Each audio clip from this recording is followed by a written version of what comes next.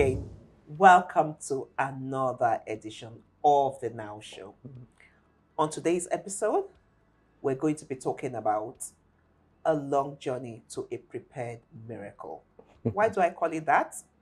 You will know when you listen to the story of my brother, my friend, Deji Adelagun, who is my guest today. Good afternoon. Welcome to the Now Show. Thank you very much. Thank you for agreeing to do this Anytime. and share your story with us. Yes, we will. Wow. Amazing story. It is. I remember when I heard this story. You're my brother and my friend. I mean, I've known you for so long. Then we lost touch at a point. Not that we lost touch. I hadn't seen you for a number of. We were at different places. Well, whatever. I've not seen you then. I get an invitation inviting me to your wedding anniversary 15th anniversary and Thanksgiving. Yes, 15th wedding. As well as 40th. Yes, birthday. that was your 40th. As well. Yes, I remember.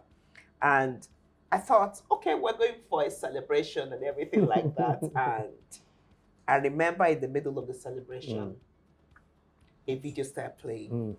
And I couldn't keep a dry eye after that. And that story has remained with me. Wow. Because, it's possible to have people who are close to you and you don't even know What they're going through. Some of the challenges that they've had to deal with. Yes. And that was the way I felt on that day. And I felt, we needed to talk about your story, your journey, not yours alone. Tom's and your sons, it's a journey that the entire family has been through. Definitely. So, I guess you help me and take it on from here. It's your story. Thank you very much, Auntie. Yeah. It's always good to reconnect, and I always want to. I am quite excited to be part of the Now Show. And I do believe that so many people have been blessed by this show thus far. I also strongly believe this is one episode that will remain in the minds of many for a long time and definitely encourage many to stay in the place of trusting God and believing that even if some miracles take long to happen as planned, that God has something waiting at the end of the story. So basically, we had our third son in 2009, and for some strange reason, I know what I know. I know how God works, so I wouldn't say strange, by a divine arrangement and the revelation of God. I told my wife, I said, I know our son's name. And I said to her, I've not heard it anywhere before. But I hear God tell me his name will be Oluwafemi Da Ara. In other words, the Lord will use me to show forth his wonders. And at that time, I had no clue where that name was going to take us to. Long story short, my wife and I met in school, and this was 200 level. We're quite young, but we knew what we wanted, and so we went on shortly after youth service to marry, and we were quite young. I married at the age of 25. So we then served.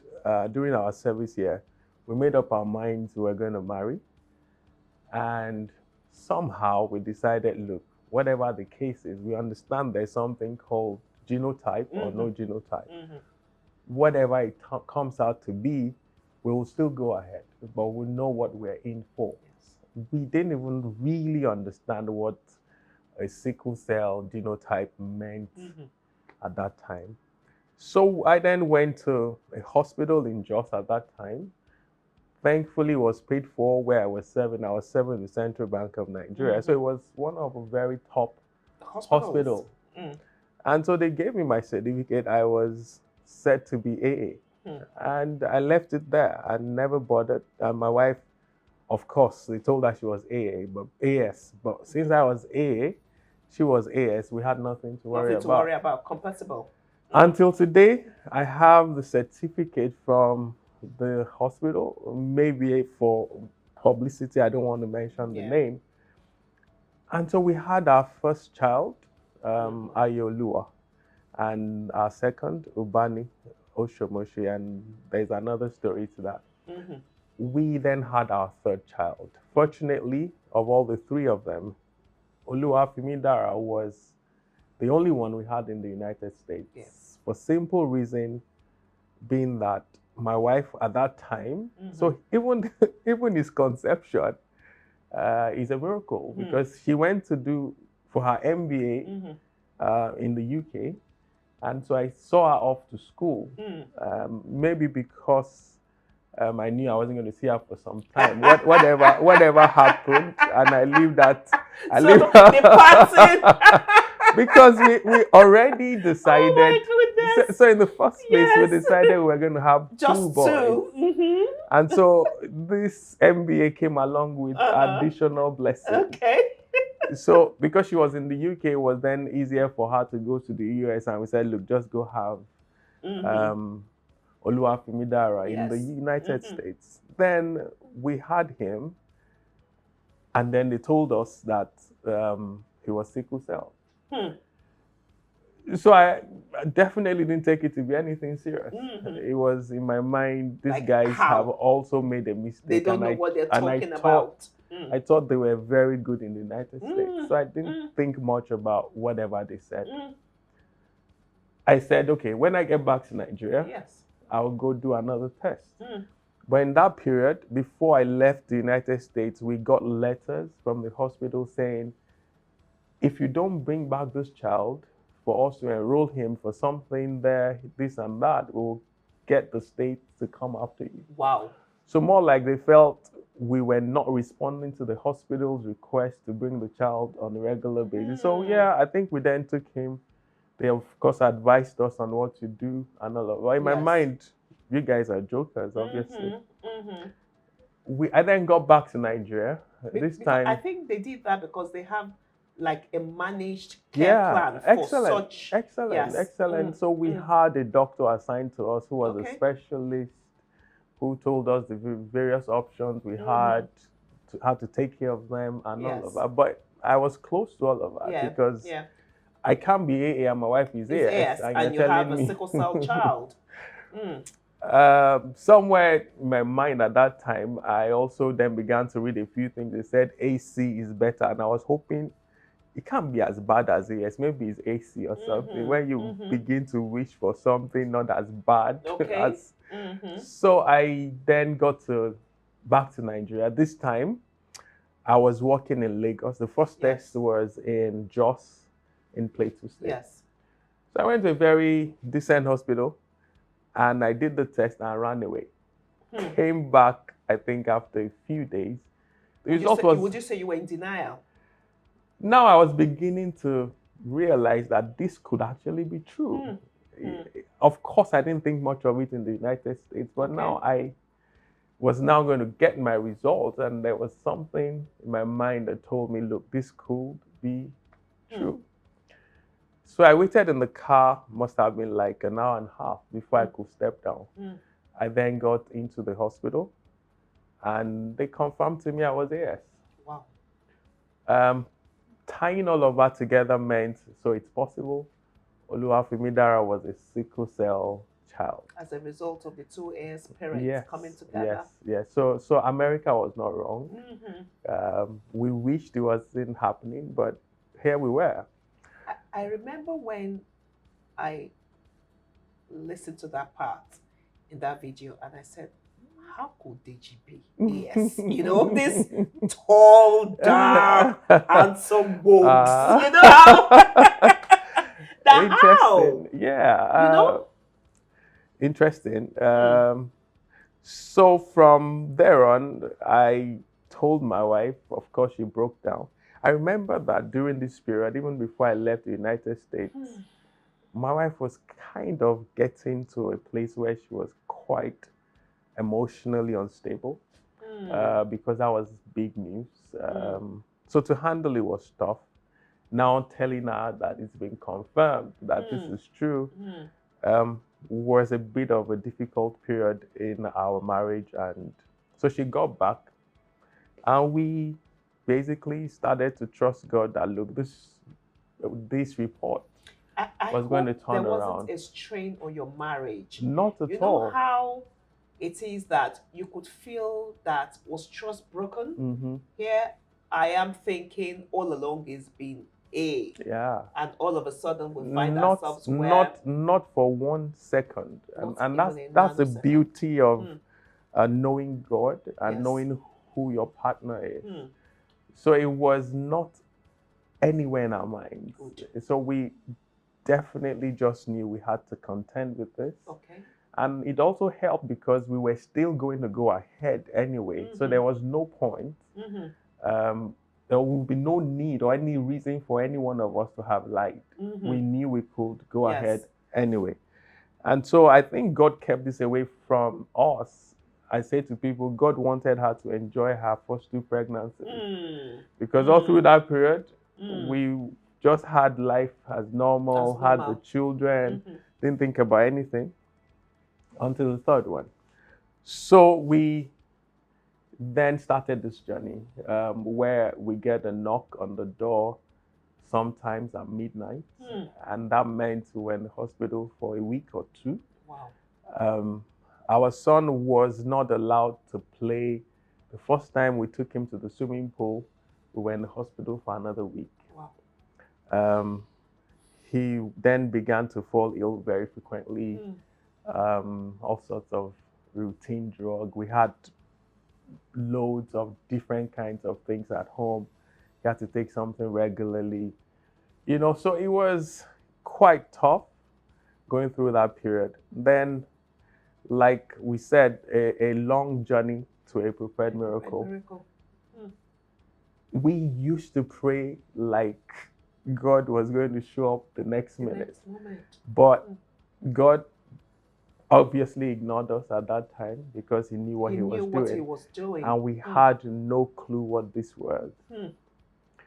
So one day, a lady visited us and just asked my wife, our neighbor, and she had just met her for the first time at the women's meeting the weekend before.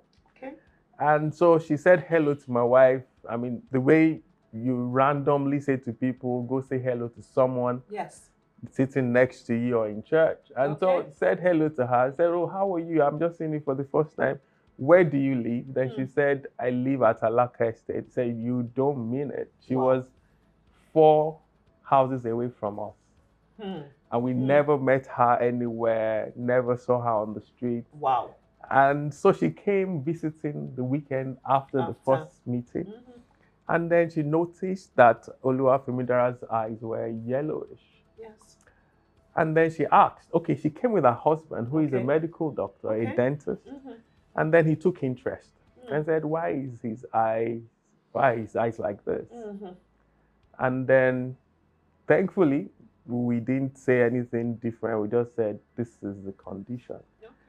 And then she had been involved in someone's story who stayed with her in the United States, who then went on to have a bone marrow transplant, which was a test case at that time. Yes. So she saw him go through all of that, and she was saying, look, why don't you guys try this out? And really, we knew there was something called bone marrow transplant, but our very first inquiry in the United States was $1.2 million. Wow. So it was a no-no. It was a no-no. So we then said, okay, maybe we'll try it. Then we started going to the sickle cell center for what is called the HLA typing.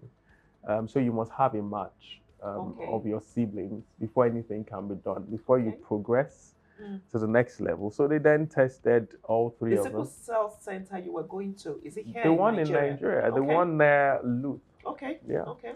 So they then took samples and sent it out of Nigeria to test and then send it back. So we do have resources here. We do have centers that are working. Yes, although I hope we have a time to go through some details that are not pretty good story. But yes, they did test. The result came out, and fortunately, Oluwafemidara, who is the third, and the first happened to be a perfect match. Mm. Mm. Now that was the beginning of the story. The second story, miracle rather, Yeah. we then had to be on the queue because at that time the Italian government, in conjunction with the Sickle Cell Center, Mm-hmm. were having a program where you were allowed to come to Italy, Okay. and then the government was paying part of the cost of the medical procedure. Amazing. Amazing. Now, that process, someone tried to delay, or, the Nigerian thing. Someone Yes. wanted something. So you could get on the list or be fast tracked or and something. almost, look, this thing is not, we can't get you on the list and all of that. Then my wife, in a normal character, just went and said, I want to see the head hair and all of that. Basically, she found her way through, and she works in an unusual favor. I've never seen that. So they then said, okay, we'll get you on the list. Now, interesting thing is that at that time, some people who had even paid ahead of us were not allowed to go. We didn't know anybody as well, but they just said, yeah, you can go. Wow. Unusual favor. Yeah, very unusual. Now, the cost was, I think, about 70% borne by the Italian government. Wow. We had to pay. Amazing. We had to pay about 30% of that. We don't want to go into figures, but it is nothing there. The fact that God could even take out most of it for you. Yes, He it's did. Really. But Auntie, the story is even still far from where we are. So we then, and of course, so now that the door has been opened, the question was, do we really want to go on?